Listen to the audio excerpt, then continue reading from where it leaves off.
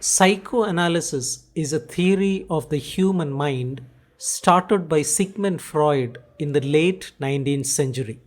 It tries to explain how human behavior is shaped by deep feelings and desires that people are not fully aware of.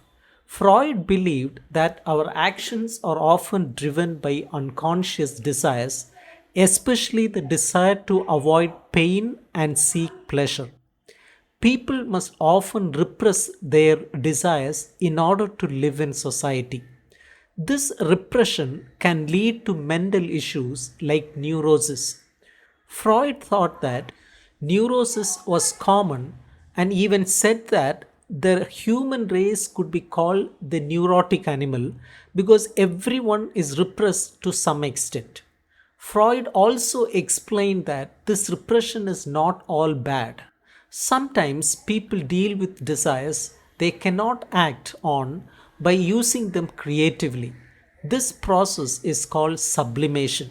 For example, someone frustrated in love might channel that energy into art, science, or building something meaningful.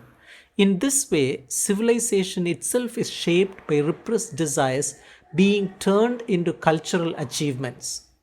Freud also believed that we are not born with a strong sense of self. As infants, we are helpless and depend on our caregivers.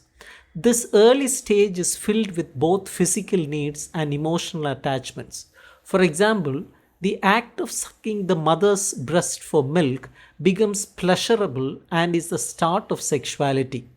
Different parts of the body become centers of pleasure as children grow, which is part of psychosexual development.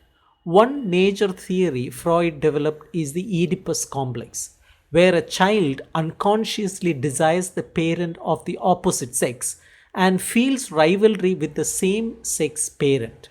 This complex is central to forming identity, morality, and social behavior. The child eventually adopts the values of the parent, especially the father's authority, and develops a conscience known as the superego. This process helps the child become a full member of society, taking on social roles and responsibilities.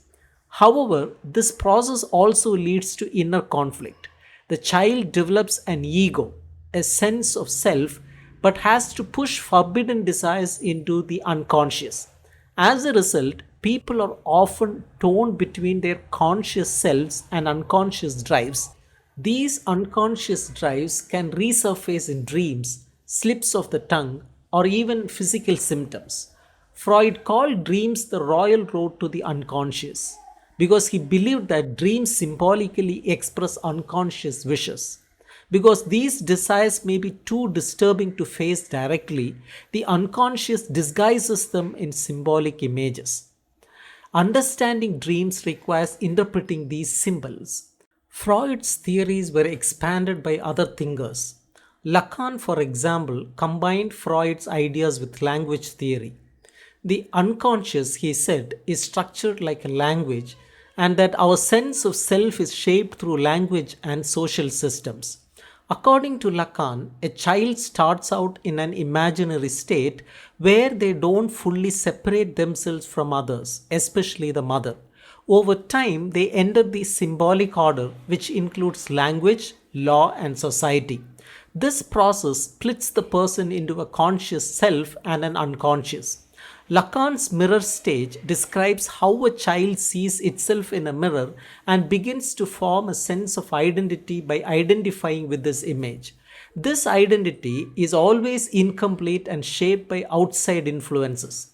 The idea of repression is key in psychoanalysis. When desires are too painful or socially unacceptable, they are pushed into the unconscious. But these desires can still affect behavior, leading to symptoms like phobias, obsessive actions, or anxiety. The goal of psychoanalysis is to bring these repressed desires to light. This is done through talking, a process known as the talking cure. During treatment, patients often transfer their feelings about important people in their lives onto the analyst. This process is called transference. By analyzing transference, the therapist can help the patient understand their unconscious conflicts and resolve them. Psychoanalysis has also influenced the study of literature. Literary works often deal with unconscious desires, conflicts, and dreams. Some critics see literature as similar to dreams, where hidden wishes are expressed in symbolic form. Just as a dream disguises its meaning, so can a poem or novel. Freud himself analyzed works of literature and art, trying to understand the unconscious motives behind them. He believed that art, like dreams, allows people to experience forbidden desires in a socially acceptable way. Humor was important for Freud.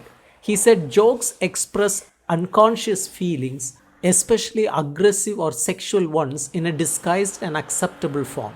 Freud's ideas also influenced feminists and political thinkers. Some feminists use psychoanalysis to understand how society creates and controls ideas about gender. For example, Christopher talked about the semiotic, a pre language phase tied to the mother and bodily experience. She believed that this part of the psyche could change the symbolic order, which is based on male centered structures like law, logic, and language. For Christopher, certain kinds of literature that disrupt normal meaning, such as works by James Joyce or Virginia Woolf, show how language can resist domination. These ideas link psychoanalysis with politics, showing how language and desire are part of social power. Some critics argue that Christopher's theories are too abstract and ignore real world politics. For example, just because a literary work disrupts meaning does not mean it challenges society. Thinkers like Brecht believed that breaking traditional forms of art should also be tied to social change. He used drama not just to explore inner life, but to make people think critically about society. Brecht's plays often expose their own structure to the audience so that viewers would not forget they were watching a play. This method encouraged people to question what they saw instead of simply getting absorbed in it. The link between pleasure and literature is also important in psychoanalysis. Freud believed that people read literature because it brings pleasure.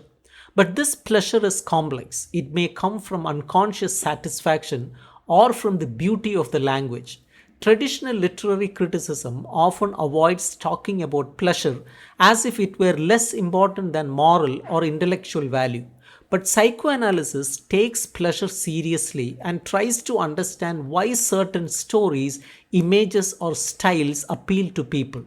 Some works are pleasurable because they let readers experience feelings that are usually repressed.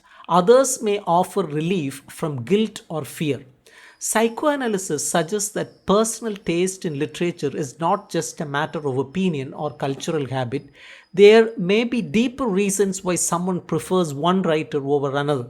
These preferences could be linked to unconscious desires or social experiences. For example, a person may love a certain poem because it reminds them of early feelings of comfort or danger. At the same time, political beliefs and social values also affect taste. So, understanding literature requires looking at both personal psychology and social context. Some modern psychoanalytic thinkers have expanded Freud's ideas to look at whole societies. Rick Marcuse, part of the Frankfurt School, combined psychoanalysis with Marxist theory. They explored how social systems control desire. They argued that in modern society, people are surrounded by images and products that promise instant pleasure. But at the same time, many people face endless delays in getting real satisfaction. In this context, even love and sexuality become confusing and troubled. The search for pleasure turns into frustration and aggression, sometimes even leading to destructive behavior. Freud's theory of the death drive says that people are not only driven by pleasure but also have a desire to return to a state of rest, even death. This drive can explain why people sometimes hurt themselves or repeat harmful behaviors. It also explains why society sometimes seems to move toward destruction, as in war or environmental damage. In this view, psychoanalysis is not just about helping individuals, but also about understanding the broader forces that shape society. It asks how much frustration and repression people can take before they break down or rebel. Psychoanalysis is not a complete answer to all problems, but it offers powerful tools for thinking about human experience. It shows how our inner lives are shaped by family, culture, and history. It helps explain why people suffer and how they find relief. It connects deeply personal issues like love, fear, and guilt to larger questions of politics, language, and social change. Through the lens of psychoanalysis, literature becomes more than just stories. It becomes a way to understand how people struggle with desire, identity, and the demands of the world around them.